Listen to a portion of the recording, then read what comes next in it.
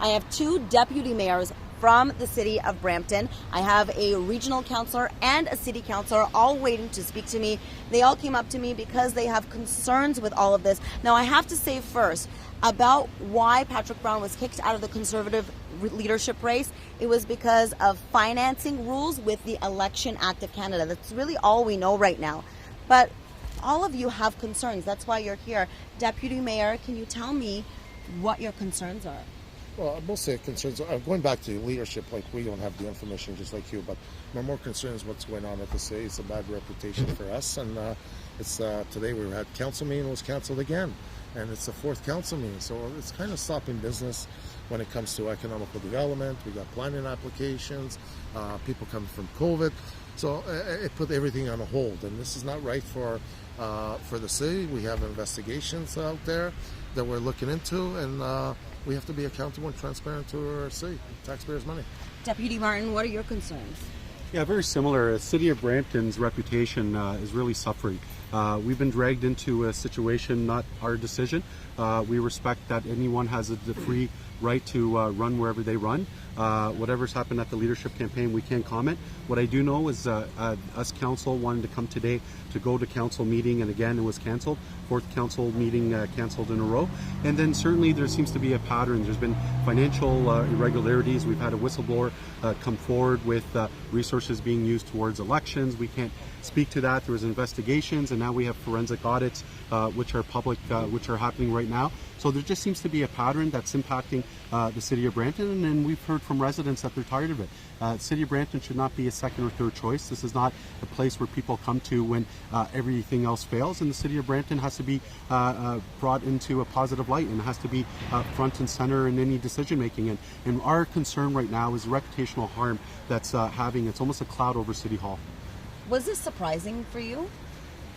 I can't comment again on the Conservative Party. What I can comment is that from everything that we've heard, everything that I've seen, there seems to be a pattern, and unfortunately some of the stuff that you hear, and I can't speak to it, but unfortunately it's not surprising. It's something that we're dealing with at the City of Brampton, and again there's ongoing investigations, so I can't come to any conclusion, but obviously it's not just one thing. There's several items that were the whistleblower brought up, and things that we're looking at in terms of a forensic audit, misappropriation of funds, using city resources for personal use.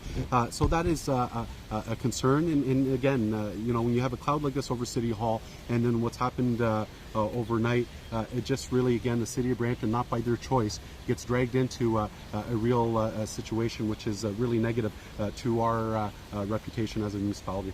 These are really concerning things that both of you have brought forward. I have to ask you, as a regional councillor for Preet, are you happy with Patrick Brown as mayor?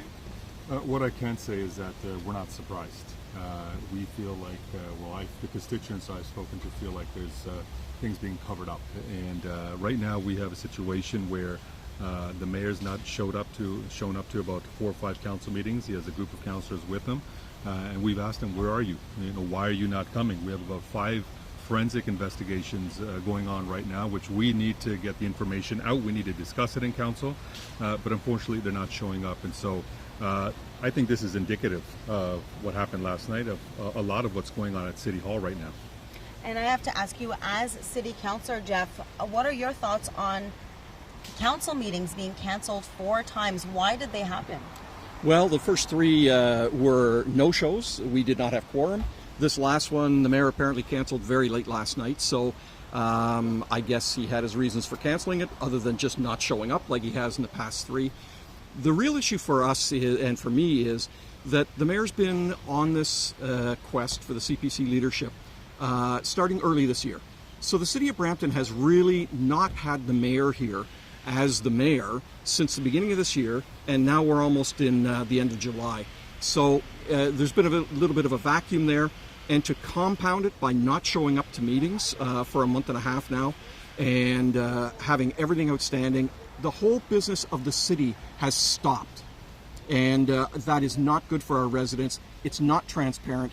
We need answers to this as to why they are not showing up.